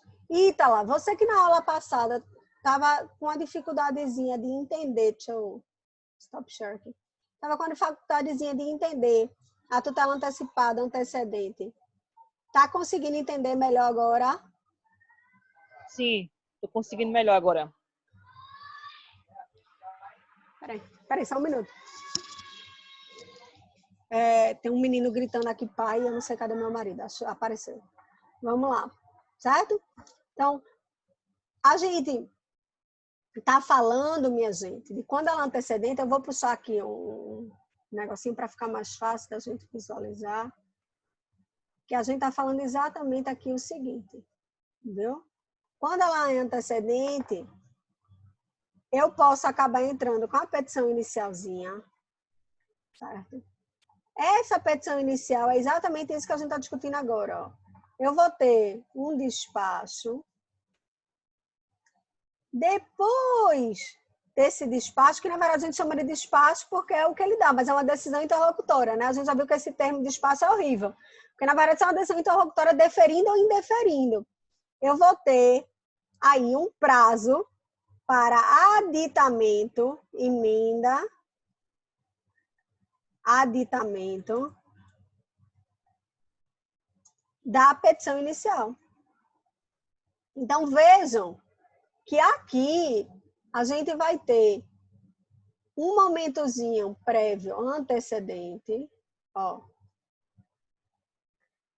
que, infelizmente, o legislador, em vez de unificar e deixar quando é antecedente tudo simples e igual, a gente vai ter um momentozinho processual já, não é pré-processual, já é dentro de um processo, tá? Mas que eu tenho uma petição que pode trazer apenas a especificidade e a presença dos pré-requisitos para a concessão da tutela antecipada antecedente, certo? Ou a gente vai ver que isso varia um pouquinho, se ela é antecipada ou cautelar, enfim. Mas o que a gente vai ver é que ela, quando é antecedente, eu tenho aqui um momentinho prévio e aí depois eu tenho um prazo para ajuste e emenda e entrada e apresentação da tutela do meu pedido principal, certo? Então, o que a gente vai ver é que esse meu momentozinho, ele já é um start, e por isso o juízo competente tem que ser o juízo competente do processo principal. Porque os termos que o legislador usa para a gente, ó, é emendar ou aditar. Ou seja, é ajustar, corrigir o que for necessário na petição, para que aquele processo seja admitido e tenha chance de ser procedente, ou aditar, completar aquela petição. Então, isso aqui que a gente está falando, que eu estou mostrando aqui, é lembrando a vocês o que pode acontecer quando ela é antecedente, certo? Então, aqui a gente está falando da possibilidade, certo? E quando ela é antecedente, eu vou ter esse momentinho prévio aqui. Tranquilo, minha gente? Tá dando para entender bem? Então, vamos lá. Vamos dar uma continuidade. Quando eu tenho... Então, eu tenho a tutela antecipada de urgência aqui, concedida, né? A tutela de urgência antecipada, concedida em caráter antecedente, eu vou ter um prazo para aditamento. Não, volta para lá. Eu vou ter um prazo para aditamento de 15 dias ou mais, é o juiz que vai determinar. Se ele for realizado, minha gente, o processo vai correr no mesmo molde que a gente já estudou. Como assim, Isabela? O que é que vai acontecer com o meu processo? Ele editou, ele fez, ele realizou. Eu vou ter aqui a mesma coisa que a gente já tinha quando a gente tem a concessão, o início de um processo. O que acontece com o meu processo? Eu entro com a petição inicial, o réu é citado para comparecer em audiência. Ou seja, o meu processo vai seguir normalmente o trâmite que ele sempre seguiu. O mesmo vai acontecer aqui. Emendada a petição inicial, quando ela foi negada, o processo vai seguir o mesmo trâmite que a gente já conhece, ou seja, em regra, o juiz vai marcar a audiência do 334, vai citar o réu para comparecer em audiência e vai dar continuidade ao processo igualzinho que a gente vinha estudando, certo? Então, vejam que a única diferença é que eu abro um momentinho que antecede o processo, certo? Antes de eu entrar mesmo com o foco central, com a minha pretensão principal, o legislador me permite que eu descortine só uma parte da minha pretensão. Enfoque e demonstre a presença dos pré-requisitos para a concessão dessa tutela de urgência e depois eu organize, aditando ou emendando a minha petição inicial. Veja que ele considera até que é a mesma, é como se eu tivesse desmembrado a minha petiçãozinha inicial ali. Eu tivesse trazido um momentinho antecedente que interessa para mim com maior urgência, certo? Tranquilo até aí, minha gente. Então, o que é que vai acontecer? Concedida essa tutela, vai abrir o prazo para que a parte adite a petição inicial no prazo de 15 dias e ela vai ter, então, aí a oportunidade de ampliar e corrigir e majorar a sua pretensão, trazendo ela na sua totalidade, certo? Então, vamos lá. Se ele adita, o processo segue normalmente, como a gente já conhece. Se ele emenda, o processo segue, como a gente já conhece. Então, aquele conjunto concatenado de atos, tal qual a gente já estudou, vai começar com a petição inicial, vai ter o despacho, vai ter tudo seguindo normalmente. Se foi concedida e ele não adita, vai ser extinto sem resolução de mérito. Só que a gente agora tem uma situação meio atípica e diferente, que é o seguinte: o juiz concedeu e ninguém mais fez nada. Porque às vezes, minha gente, acontece o seguinte: eu tenho um caso de um processo, foi um dos meus primeiros processos. Eu agora vou ter até que pensar quantos anos esse processo tem. É uma área até que eu não costumo advogar, tá? É uma área ligada à questão de incidência ou não incidência do imposto de renda, do desconto do imposto de renda aqui para um idoso que é cardíaco, mas eu entrei porque era para meu pai, foi uma das primeiras ações que eu fiz. E foi concedida a tutela liminarmente, liminarmente não, foi concedida mediante justificação prévia, ou seja, se ouviu o Estado não trouxe objeção, foi concedida a tutela antecipada. E a gente está com isso sendo, e parou o desconto, que era até o cerne central. Não houve contestação, não houve mais nenhuma impugnação, nada, e o processo está lá. E isso está lá há 16 anos. 15 anos. 15 anos que está lá, 2020 exatamente, foi em 2005. 15 anos lá. Está estável. Não houve mais recurso. Para a gente, agora, a gente, na verdade, já foi lá para pedir para deixar concluso, né, para poder sentenciar confirmando, pedindo que se confirme essa tutela antecipada. Mas esse era um problema que a gente tinha muito. E aí, o Código, então, trouxe uma novidade. Uma possibilidade de estabilização dessa tutela antecipada antecedente. Uma vez concedida a tutela antecipada antecedente, o que a gente vai ver é que o Código diz que, se não houver recurso,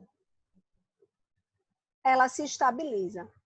Esse conceito de recurso aqui, minha gente, poxa, não sei porque ele veio para cá, não. Esse conceito de recurso aqui, ele é um conceito que a doutrina entende mais amplo.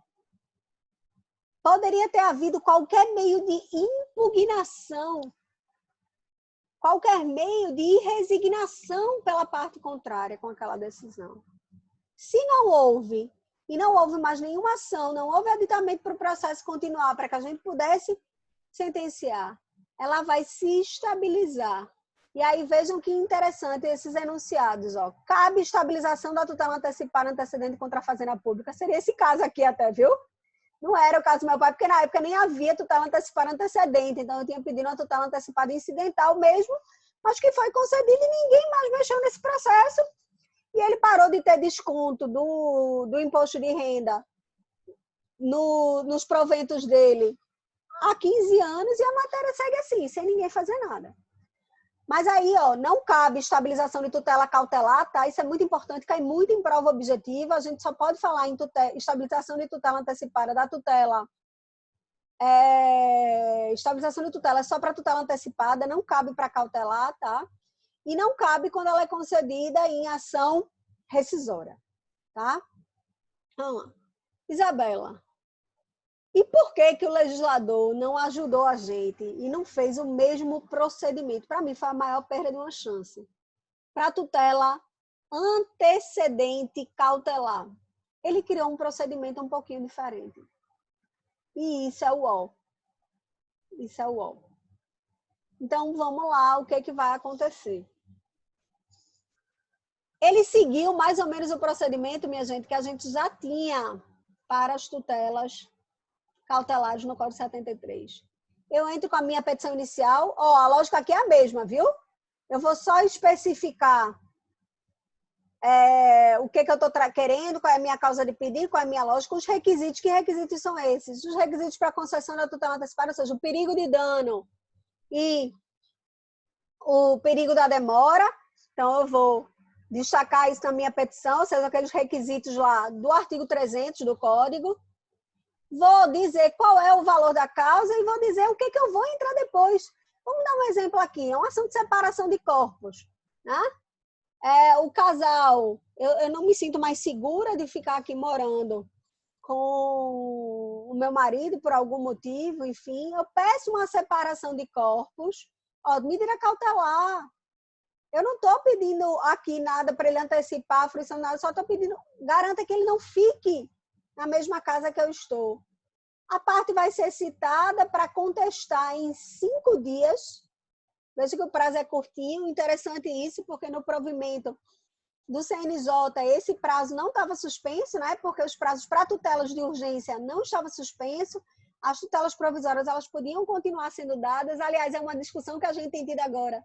Porque a gente tem o provimento 318 do CNJ, dizendo que nos estados em que estão deferido o lockdown, que estão determinados o lockdown, a gente vai ter suspensão do prazo. E em Pernambuco a gente tem um decreto que não fala em lockdown, um decreto que fala em intensificação de quarentena. Essa intensificação de quarentena é lockdown, tá, minha gente?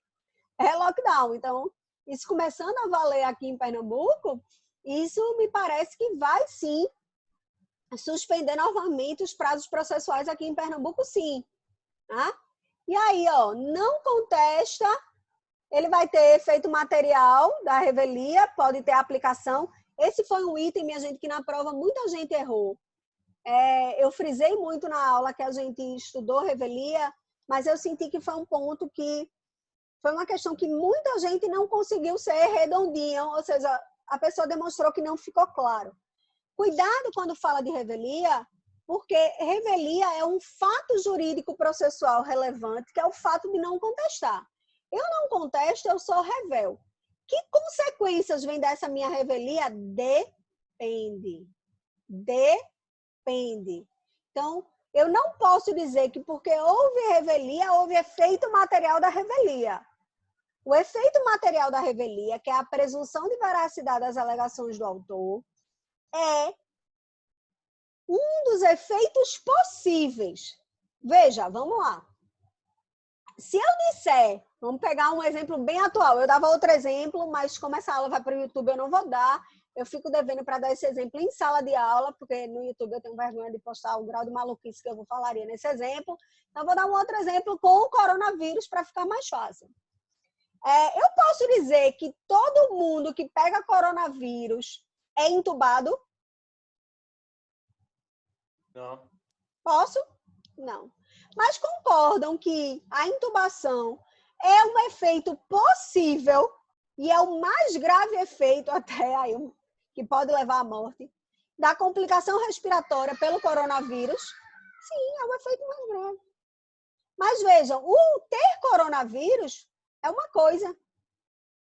Que efeito ele trouxe? Depende. Em algumas pessoas traz febre, em outras traz cansaço e leva a entubamento, sendo necessário até a hospitalização, né? Para eu entubar, normalmente já estou hospitalizado. Em outras, ela dá uma fadiga extrema, em outras, vai depender. Então, eu tenho que ter cuidado para não confundir a coisa com os seus efeitos. Então, atenção aqui a isso, porque o que ele está querendo chamar a atenção a gente é que se houve revelia, pode haver efeito material da revelia. E essa aplicação ou não do efeito material da revelia vai vir por uma decisão do juiz, tá? Essa decisão é uma decisão interlocutória que tem que ser dada no prazo de 5 dias, lembrando que para o juiz o prazo é impróprio, ou seja, esses 5 dias quase nunca são 5 dias. Mas se eu contesto, minha gente, aí eu começo a aplicar o meu procedimento comum. O que quer dizer isso? Normalmente, se você contestou e trouxe fatos novos, elementos novos, documentos novos, que o juiz, para se sentir mais seguro, ele precisa do contraditório, ele vai abrir aqui, ó, prazo para réplica no prazo de 15 dias, que é o procedimento comum. Efetivada a medida, a parte tem 30 dias para formular o pedido principal. Essa é uma das diferenças. Quando eu estou diante de uma tutela antecipada, como eu começo a usufruir os efeitos, eu vou ter um prazo para emendar ou aditar, dependendo se ela foi concedida ou não concedida, tá, minha gente? Atenção a isso.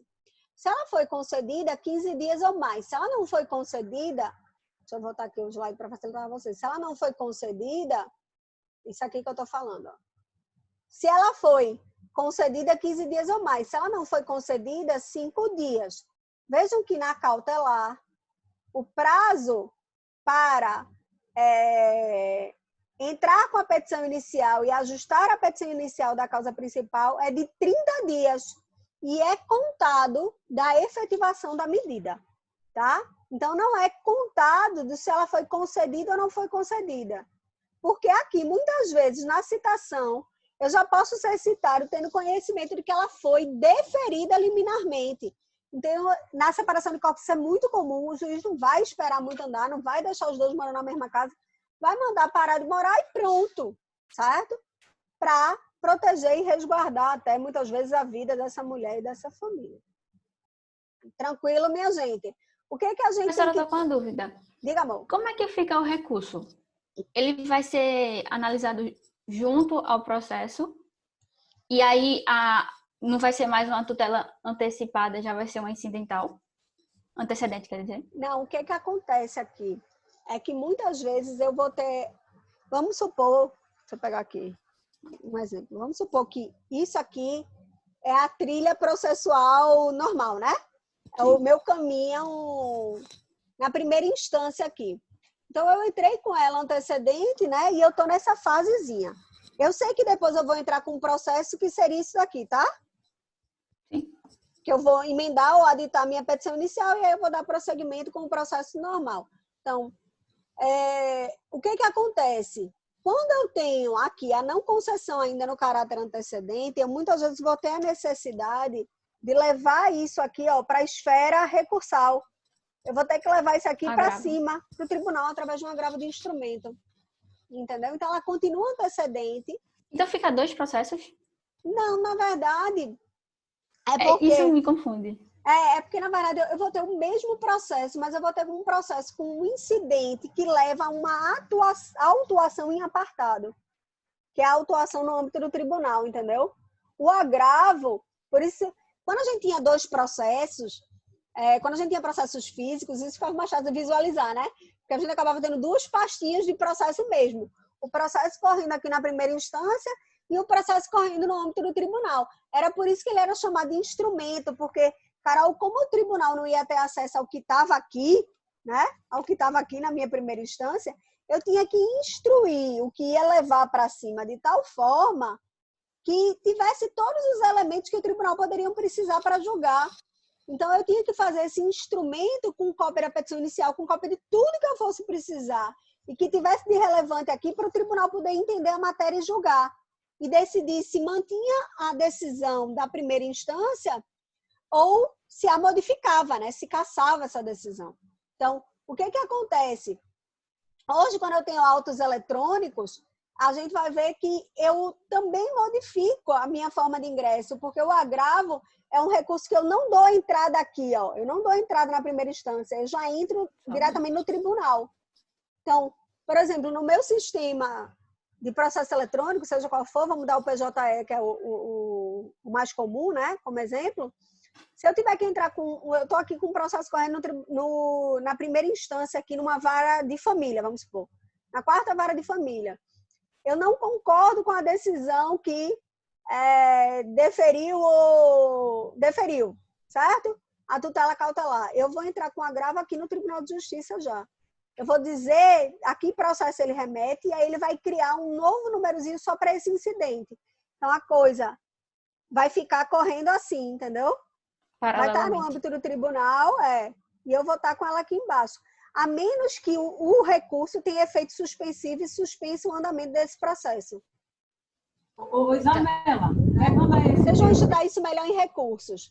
Mas, essa assim, matéria bem de recursos. Oi. Sim, mas veja bem, esse recurso aí, ele vai correr paralelo com relação à tutela antecipada. Não tem nada a ver com o processo, não. Em relação só, né? Não é isso? Só a tua tutela, né? Então, ela vai correndo em paralelo, se ela não tiver, se no recurso não tiver sido concedido efeito suspensivo, que é um recurso, um dos efeitos passíveis do recurso, esse processo aqui ele vai poder seguir normalmente e até sair dessa fase antecedente, viu, minha gente? E ir andando. Vai andando como um processo normal. Agora, muitas vezes, o que é que eu faço? Quando eu entro com um recurso de agravo de instrumento, eu já peço a atribuição do efeito suspensivo, claramente, né? O efeito suspensivo, ele é necessário para mim para que paralise isso aqui, para que eu não sofra os danos enquanto não é julgado o agravo, entenderam? No caso... A decisão, a forma da redação, ela não é melhor no nosso código, porque ela acabou trazendo aí uma série de especificidades. Eita, eu fiz alguma coisa aqui. Ela trouxe... não estou conseguindo voltar. Ela trouxe para a gente uma dificuldade real, que é o fato da gente ter 2 procedimentos para um negócio antecedente. O ideal era que ele tivesse unificado esses procedimentos. Para mim, foi uma das maiores perdas de uma chance do código, porque era mais simples se ele tivesse dito o prazo é esse, flui assim. Ele acabou trazendo tantas especificidades para um e para outro que deixou a matéria um pouquinho mais complexa. Para a gente que já advogava, em parte foi bom, porque para cautelar ele não mexeu tanto, então manteve a gente numa zona de conforto do que a gente já fazia. Mas o que eu entendo é que o Instituto de Tutela Antecipada antecedente, ele era tão novo, porque essa foi sim uma grande novidade do código, que ele deveria ter reestruturado e disciplinado melhor a matéria de uma forma que permitisse uma unificação procedimental. A existência de 2 procedimentos, ela é ruim. Ela acaba gerando aí uma maior complexidade. O processo ele tem que ter procedimento sim, ele tem que ter forma sim, forma resguarda direitos sim. Eu não sou tão substancialista assim, não. Eu digo muito a vocês que eu sou extremamente instrumentalista, constitucionalista na minha visão do processo, mas isso não quer dizer que eu não entenda o valor do procedimento. Eu acho que procedimento, ele traz e resguarda também segurança jurídica. Eu tenho que saber o passo a passo, eu tenho que saber o que me espera. Eu não posso ter um processo kafkaniano. Mas, gente, imagina se a gente vai jogar jogo de War sem estabelecer as regras. Pode? Se jogo de War já dá briga, bicho, se você não estabelecer as regras com clareza, vai dar mais briga ainda. E aí eu já vou dizer uma coisa, se você estiver jogando com o seu consorte, seu namorado, seu crush, tenha mais cuidado ainda, amigo, porque senão é capaz de acabar o tereteté ali na hora. Tem 10 anos que eu não jogo War com meu marido. A gente não tem maturidade para jogar. Porque ele se irrita, ele diz que eu sou irônica. E eu fico provocando mesmo durante o jogo. Eu sou aquela jogadora chata que eu fico, vou detonar você, vou... E aí, então, veja, se as regras não forem claras, o que eu quero dizer é o seguinte, vocês sabem que eu faço muita analogia de processo com jogo de tabuleiro, mas é porque no final a gente tem várias casinhas e muitas vezes a gente tem a brincadeira do volte 2 casas, avance 6 casas, avance 2 casas, porque depende do que acontece, porque esse jogo de tabuleiro ele também não obrigatoriamente segue todas as casas e entra em todas as casas. Ele vai entrar, e é isso que o processo é ser econômico, ele vai entrar em tantas casas quanto forem necessárias. Qual é a grande novidade que o Código trouxe a regulamentar a tutela antecipada antecedente? É que ele entendeu que não é só no caso da cautelar, que antes mesmo de eu ter condições de entrar e todos os elementos para entrar com o processo, eu posso ter uma urgência tão grande, mas tão grande, mas tão grande, que mesmo antes de eu entrar com o processo principal, eu já precise de uma proteção do Estado. A tutela antecedente é isso, minha gente, é o reconhecimento de que, às vezes, a urgência ela é tão premente e tão latente que eu não preciso exigir. Uma petição inicial bem feita, minha gente, de uma tese nova, ela é trabalhosa de ser feita. Quando eu pego uma mesma ação, que eu já fiz várias vezes, eu adapto, colo, ajusto, não me é trabalhosa de fazer demais. Mas se eu pegar uma tese de uma matéria que eu nunca peguei, ela é extremamente trabalhosa. Se eu for fazer bem feita, ela é extremamente trabalhosa. Eu vou ter que ver doutrina, eu vou ter que ver jurisprudência, eu vou ter que entender a lógica, eu vou ter que procurar entender uma narrativa de uma história que muitas vezes a pessoa não sabe me narrar. Porque a parte muitas vezes chega para a gente e não sabe nos contar a história. Não sabe. Ela não entende do que ela está falando. Aí você fica até sem saber o que aconteceu. Meu filho, você pagou ou não pagou? Eu paguei assim, paguei... E a gente precisa entender para poder colocar aquilo em termos técnicos no processo. Então, isso é um mecanismo de assegurar a tempestividade da prestação jurisdicional, de assegurar a efetiva proteção dos direitos. E é uma matéria, minha gente, que eu digo a vocês, não é só vocês, não. Quem não estuda processo faz, às vezes, a maior confusão entre qual é a distinção de uma tutela, o que é tutela provisória e o código que mudou, a gente que está advogando e que é da minha geração, a gente não estudou nessa lógica de sistematização. A doutrina tinha muitas divergências, a gente já tinha uma boa doutrina, principalmente tinha um livro que era muito primoroso e uma escola que se fortaleceu e foi a escola que foi positivada no Código de 2015, que era de Atos Guzmão Carneiro, que já trabalhava com a coisa assim, ó, a gente tem a tutela de urgência como gênero, desse gênero eu tenho cautelar ou antecipada. E a gente, antes no Código de 73, a gente não falava com tanta maturidade de tutela de evidência. Porque uma das hipóteses que hoje a gente trata como tutela de evidência, que é o abuso de direito de defesa do réu, estava alocada dentro do 273, parágrafo 6º, e o 273 era o artigo que tratava das tutelas antecipadas. Vejam também o que a gente tinha. A gente tinha um livro inteiro tratando de tutela cautelar e um artigo tratando de tutela antecipada. Vejam como a matéria, que é altamente complexa, ela não tinha uma regulação a contento. É por isso que, se vocês lerem e veem na doutrina, a doutrina comemora muito a forma de sistematização das tutelas provisórias no Código de 2015. Porque ele realmente, ele parou, organizou tudo. Do 294 ao 311, eu estou tratando dessa matéria. Ele organizou a coisa dizendo, primeiro, vamos falar o que é tutela provisória, vamos dizer regra geral, vamos dizer o que se aplica para todo mundo, vamos ressaltar precariedade, acessoriedade, cognição sumária, competência por dependência, ressaltar aqui a gratuidade como regra, exceto se for antecedente, que aí eu vou ter que, na verdade, não é que ela não é gratuita, é que eu vou ter que antecipar o pagamento das custas da ação principal. Vamos sistematizar isso. Sistematizei? Vamos entender o que é tutela de urgência. Tutela de urgência tem um monte de pré-requisito comum.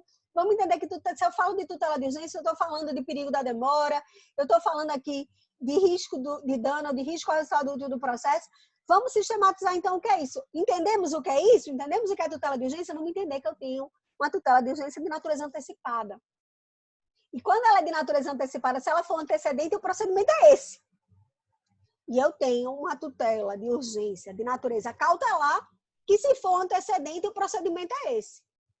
Findo isso, aí no último artigo ele vai lá e fala no 311 o que é tutela de evidência, certo?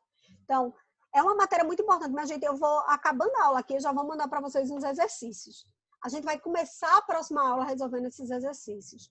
Isso, eu vou mandar tanto umas questões teóricas abertas para vocês tentarem. Eu não quero que vocês me mandem respondida, não, tá? Eu queria que a gente fizesse um debate partindo dessas questões. E algumas questões objetivas, tá? Para a gente poder ver se a gente sedimentou a matéria. Não adianta também, eu sinto, numa aula como essa, eu sinto que não adianta eu falar, se você não parar, racionalizar e tentar processar essa informação, tá certo? Então, vamos ficando por aqui. A gente tem muito conteúdo. A gente, na próxima aula, a gente vai começar com essa revisão e aí vai para a sentença, tá? Na verdade, na próxima aula eu vou falar de mais um tipo de tutela provisória que é dada, mas que, na verdade, não foi sistematizada junto, e a gente vai ver o porquê, que é a produção antecipada de provas. Ela foi sistematizada à parte, ela tem uma natureza de um cunho similar à cautelar, e ela foi sistematizada à parte porque ela tem um procedimento próprio. E aí, na verdade, a gente vai finalizar com isso, porque aí a gente também já vai estar mais maduro. Como a gente já entendeu o que é tutela provisória, tutela provisória de urgência cautelar, quando a gente for estudar ele, a gente vai ver que realmente ela tem uma natureza, viu, Daisy? Ela tem uma natureza claramente de proteger o resultado útil do processo. Quando eu permito que a produção de provas não aconteça no momento processual normal, ela aconteça antes disso, é porque eu estou querendo proteger a utilidade daquele ato. Por exemplo, se corre o risco de que eu entrando com um processo, a empresa modifica os softwares que ela usa. Eu nunca teria uma ação que eu conseguisse provar que uma empresa está usando software falsificado. Então, agora eu tenho um procedimento que... antes a gente usava exatamente a tutela cautelar antecipada, tutela cautelar antecedente para poder produzir antecipadamente essa prova. E o legislador entendeu que, como o direito probatório ele também vem bem mais densificado nesse código, ele entendeu que isso merecia um tratamento à parte, né? Então, alocou a produção antecipada de provas em separado, que é o que a gente vai começar a próxima aula vendo. Então, Helder, você que tem me perguntado muito quais são os conteúdos para ir estudando. Então, para a próxima aula, vai dando uma olhadinha no 381, que é a produção antecipada de prova. A gente vai discutir, então, e acabar de fazer a verificação do processo de aprendizagem de tutela provisória, e aí a gente, acho que ainda dá para começar a sentença. Não, dá não. Dá não, né? Muita coisa. Vamos ver, a gente sente. Se não der, a gente não começa, senão a gente termina a aula. Sabe? É muita coisa, é verdade. Mas eu avisei, em minha defesa, eu avisei no início do semestre que processo civil 2 era pauleira. Eu avisei. Em minha defesa, eu deixei todo mundo ciente de que o caminho teriam flores, porém teriam espinhos. Então, tá aparecendo agora os espinhos. Estão aparecendo, né? Mas vai dar tudo certo, eu tenho certeza. Isabela, veja só, porque a matéria é muito